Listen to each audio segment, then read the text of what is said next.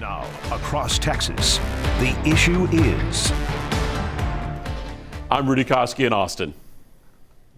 I'm Stephen Dial in Dallas. And I'm Greg Krugen in Houston. And this is Texas, the issue is. Texas Democrats are making a run for the governor's office. We recently spoke with Gina Hinojosa about her bid, and now Andrew White is talking with us about some of the big issues in Texas. Now, this is his second try for the party's nomination, and this time White says he's running as an independent Democrat. Defining that was the first of some of the topics we discussed. Yeah, so it's a Democrat who has the values of Democrat, but I'm running as an independent because most voters in Texas are independents. Governor Abbott likes to portray himself as a pro-business governor. Would you continue that kind of push? Well, I don't think it's pro-business to have the 47th ranked schools in the nation and spend $1 billion of public school money on private schools. I don't think it's pro-business when the federal government offers you $10 in health care if you just put up $1 in funding. Greg Abbott said no, and we missed out on $100 billion flowing through our hospitals. That's not pro-business at all. And certainly with our infrastructure failing the way it is, I don't think that's pro-business either. So Texas isn't broken, but our politicians are. The border's pretty secure now because of the Trump administration working with the Abbott administration. Now that we have done that, what's your approach to the border? Do you pull everyone back? The right answer is technology. We can use technology smartly. We don't need to throw people and concertina wire all over the place. And that's the difference between a politician and an entrepreneur. I'm in this to fix real problems. I don't care about the color of the crosswalk that you're walking across. I don't care about trans sports. I don't care about things that divide us. You just hit a big issue in trans sports. Where do you stand on that? Should men who transition to women be allowed to participate in women's sports? Do you support that? No, sports should be fair. But here's the thing. We have 5 million school kids in Texas getting the 47th ranked education. And Greg Abbott wants us to talk about trans sports? That's ridiculous. In regards to the voucher programs, ESAs or school choice, however you want to describe it, it's in place, it's happening. If you're governor, will you allow it to continue, or will you do an executive order to stop it? I will absolutely stop it when I'm governor. I will also fire Mike Morath. He had to primary the moderates out of his own party to pass that law. I mean, think about that for a second. What's the definition of an extremist? An extremist is someone who can't get along with a moderate. A lot of debate has been going on in regards to the cannabis THC programs. Where do you stand on that? It needs to be legal, but we need to regulate the heck out of it. Kids should not have access to this. It needs to be 21 and older. I don't think it should be smokable because I don't want to breathe the smoke. Texas is a big state, has a lot of issues, but one of the big issues that I'm not quite sure people really have a grasp on is water. Water is the future problem of Texas. We have to start paying attention to it. This is a rural issue, but it's also an urban issue. Right now in East Texas, we have a Dallas billionaire who's trying to pump billions of gallons of water out of the aquifer. That's the aquifer that ultimately sources the water for Houston, Texas, 4 or 5 million people. We can't let that happen. As governor, how would you work with the Trump administration in the final years in regards to trade, immigration, and other programs? Yeah, so I look forward to working with Trump, right? We need someone who will stand up to that man and represent Texas. Greg Abbott doesn't do that. Would you be a Gavin Newsom type, or would you be more of a moderate voice? I don't consider myself a moderate voice because I'm going to stand up and speak very strongly against Donald Trump when he makes the wrong decision. For instance, right now, we have ICE agents walking around with masks on their face, pulling people out of their homes and their cars because of the color of their skin. That's not American. I don't want to live in a country like that. All right, well, I pointed out that White that agents wear masks to protect themselves and their families from being targeted by activists. He disagreed with that justification despite the 3 recent violent attacks here in Texas on federal agents. So I'm going to wrap this up with my one word, and that's going to go with solo. Greg, what's your word for that? Rudy, my word is hat, frankly, because I like it. Now we have to see if Andrew White, self-styled Texas moderate, has the cattle to go with it. Ah, that's interesting. Stephen, give me your word for that interview. My word is motions, as in going through the motions. I'll explain that later. All right, we're going to take a break and then be back to discuss Andrew White's bid for governor.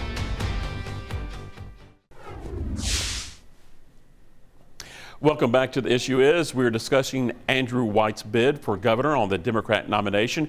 And he's trying to, it seems to be trying to tap into a lot of the discontent in the Lone Star State. Stephen, a new poll by the Texas Politics Project found that 48% disapprove on how Trump administration is handling immigration, but 48% support Trump's border security measures. You know, those are some big conflicting numbers, and White, let's face it, he needs a lot of them, right? Yeah, I mean, he needs every vote that he can get, and that's not any disrespect to him as a candidate. I mentioned going through the motions, one in part because whoever wins the Democratic nominee, they're going up against one of the most popular Republican governors in the country. I mean, Greg Abbott has a huge war chest. He's very popular.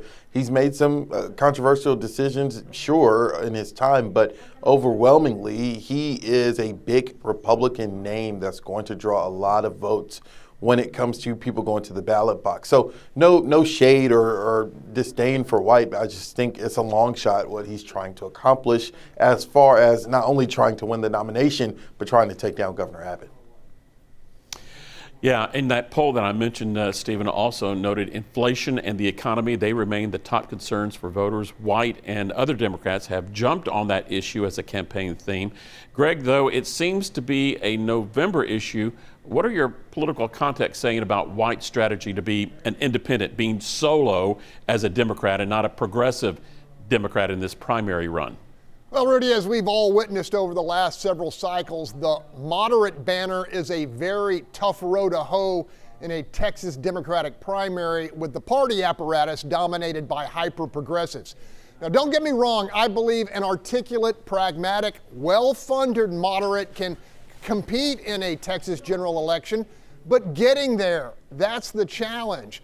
And then there's the entire issue of White claiming to be independent while taking positions in line with the Democratic platform on school choice, THC sales, ICE overreach, and scaling back border security. And Rudy, that was just in your interview.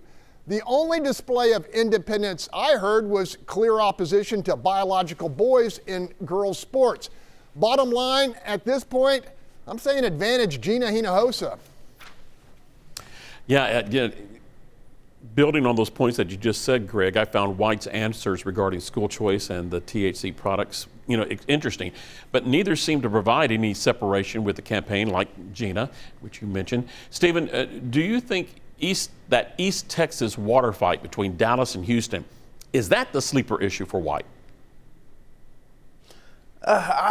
My opinion, I don't think it is. And bouncing off of what Greg said, it's, the message that White gave in the interview with you is more of a general election type conversation, but he has to win the Democrat primary first. And as Greg mentioned, the Democrat primary, just like a Republican primary, is not the same type of race. And so, he talked about some issues that are controversial that he aligned with the Democratic Party with. I don't see the independent word helping him out in a primary. Yeah, the kumbaya campfire's got to end at some point, right, in this primary. You think one of the Democrats will have to punch the other in the nose, or Greg, is this campaign going to be about who hates Greg Abbott the most? Rudy, I think it will be one measure identity politics, one measure proof of performance raising money, and one measure messaging, which, yes, will be a contest to see who most effectively demonizes Greg Abbott, sort of like a political spelling bee with the last candidate standing, moving on to a long shot bid in the general. Will Andrew White take shots at venerated public ed champion Gina Hinojosa? Doubtful. I mean, look at this thing. If you see what is going to win here, it's going to be who can catch fire in the imagination of Texans. Rudy? Yeah, I'm thinking that maybe the hard shots are going to come from a candidate down on the ballot in this thing like Bobby Cole, and we're going to be talking to him and his campaign in the coming weeks. So it'll be interesting to see maybe if he'll kind of mix things up a little bit. Okay, we're just going to end it with that. Up next, snafu, situation normal in the nation's capital, all messed up. We'll have Senator Ted Cruz talking about the shutdown after this short break.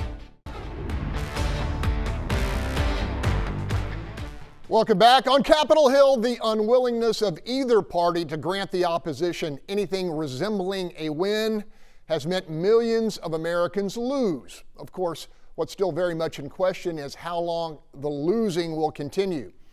I spoke this week with Senator Ted Cruz, and barring intervention by the president, Republicans aren't budging. Senator Ted Cruz, this shutdown is starting to hurt. Are you worried about blowback? Look, I think the shutdown is ridiculous. It needs to end. We are in day 29 of the Schumer shutdown, and what the Democrats are doing is frankly, it's irresponsible and it's petulant. Let me tell you why we have a government shutdown. In order to pass legislation to keep the government open, in the Senate, it takes 60 votes. There are only 53 Republicans. That means we need at least 7 Democrats to vote to keep the government open. What is happening right now is the Democrats are voting party line to keep the government shut down. The Republicans, we've voted 13 times to open the government. We voted over and over and over again to open the government, and the Democrats keep insisting on the shutdown. And it is hurting Texans. It is hurting Americans across the country. You know, we just had a vote last week that was the Fairness Act that said, okay, how about the federal employees who have to come into work, who are showing up to work right now? How about let's pay them? The Democrats voted party line against that, said, no, we're not going to pay the federal workers.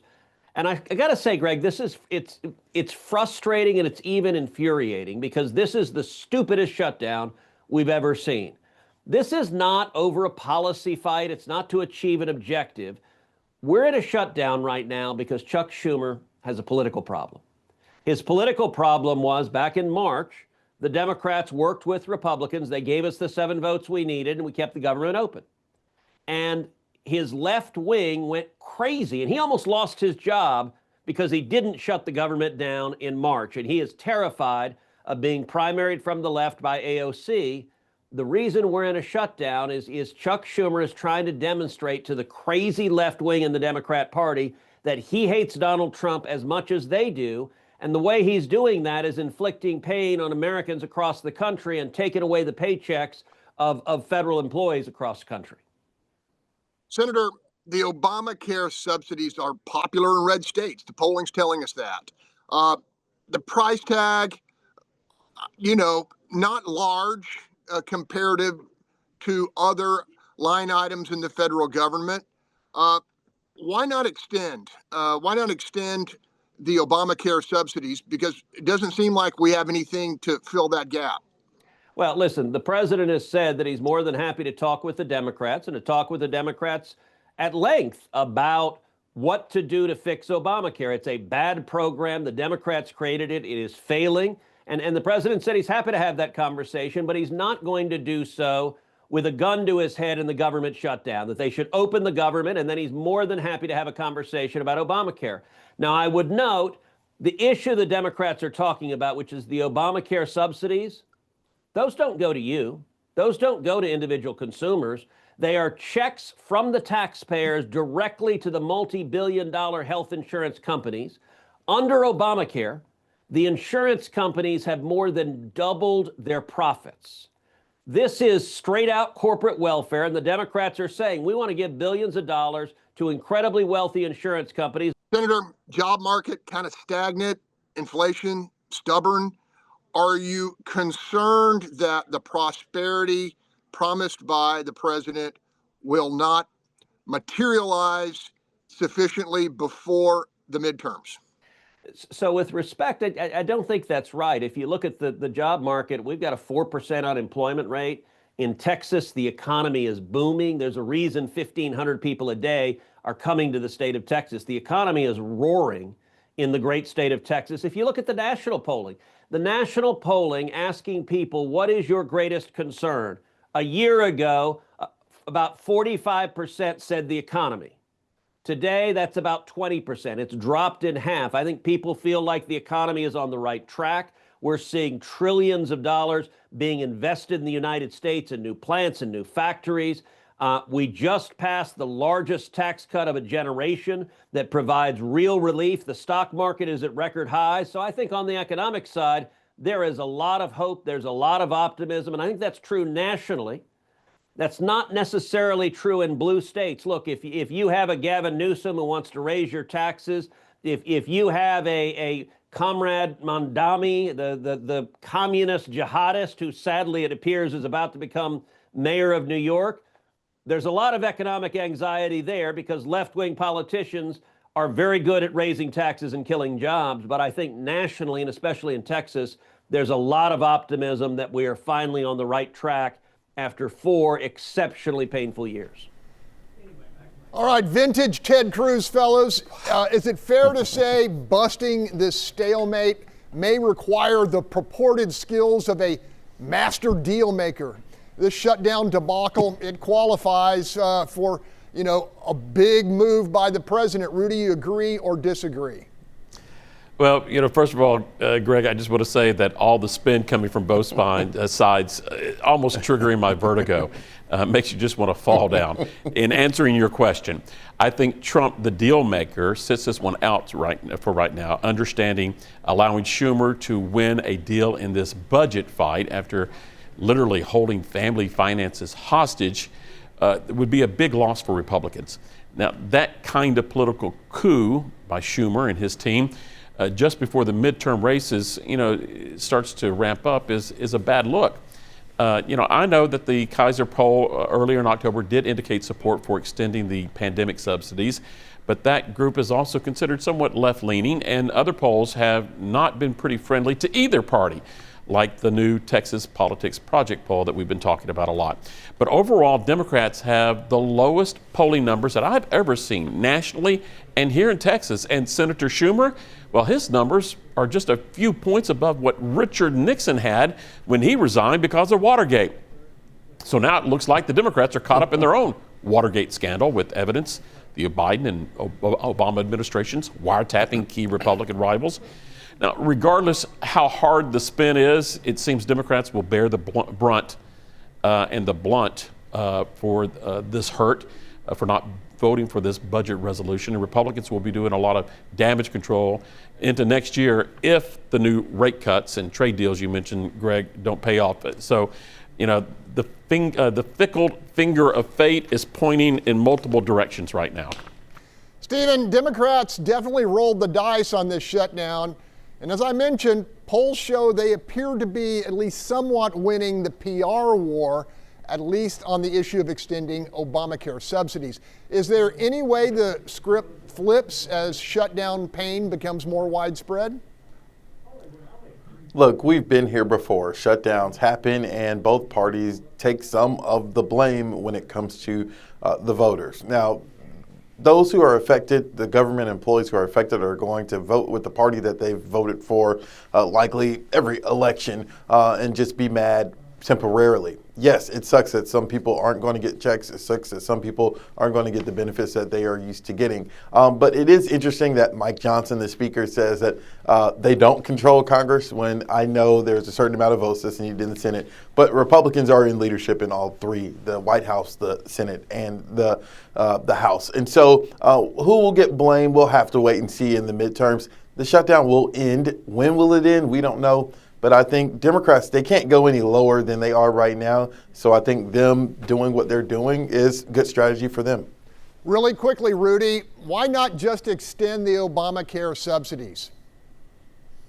Greg, some say it's still a lot of money involved. $23 billion for next year, a total of budget hit of over $410 billion over a 10-year period.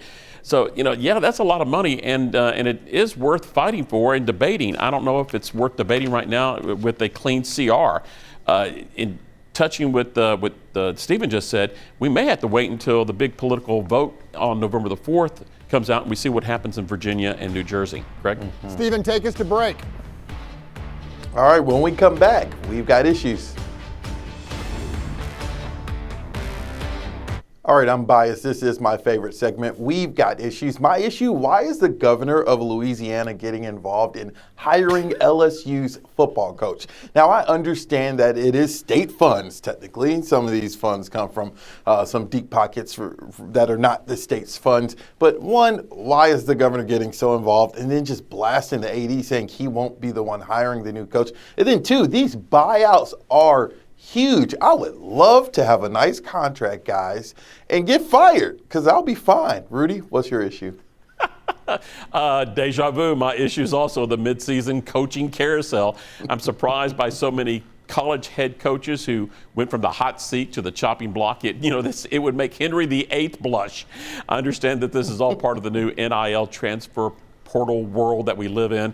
Granted, the NCAA thugs closed down the portal window for December, but players can still announce their intention to bail out of their current gigs. It's essentially kicking off a unofficial recruiting frenzy during the bowl and playoff season. Crazy. So AD seemed to be making moves now, activating these contractual buyouts that Stephen, you mentioned, are so big that it just makes your eyes pop. But no one really cares about these guys like Franklin and Kelly, that they have to join Jimbo on the couch with all that money. Gets even crazier, especially with sport pundits getting involved in this recruiting fight. It's enough to make you want to throw a Texas Tech tortilla at all this. Greg, what's your issue? My issue, the price of gas in an American marketplace where almost everything costs way more than it did a decade ago. A gallon of unleaded is actually cheaper today than it was in 2005.